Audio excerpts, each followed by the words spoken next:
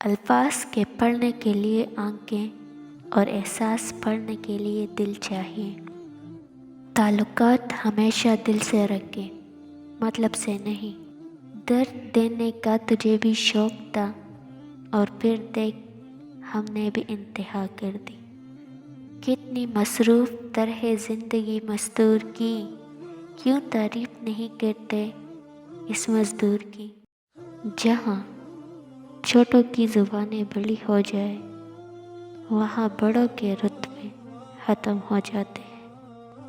عام لوگوں کی خواہشات اور امیدیں ہوتی ہیں، جبکہ کامیاب لوگوں کے مقصد اور منصوبے ہوتے ہیں۔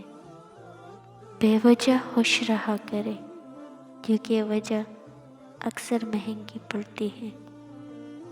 دل کے اچھے ہونے کے لیے سب سے پہلے زبان کا اچھا ہونا ضروری ہے، کیونکہ لوگوں کا پہلے زبان سے واسطہ پڑتا ہے۔ دل تک تو کچھ خاص لوگ ہی پہنچتے ہیں۔ سوچنے والا ذہن اور محسوس کرنے والا دل نصیب والوں کو عطا ہوتے ہیں۔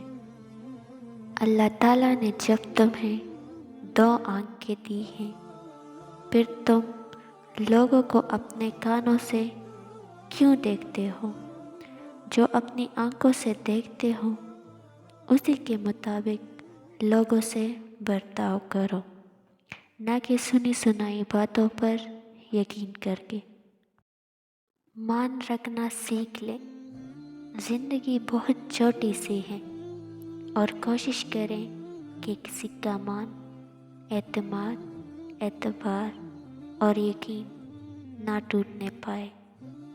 وقت تو گزر جاتا ہے، لیکن دی ہوئی تلخیوں کے نقش باقی رہ جاتے ہیں۔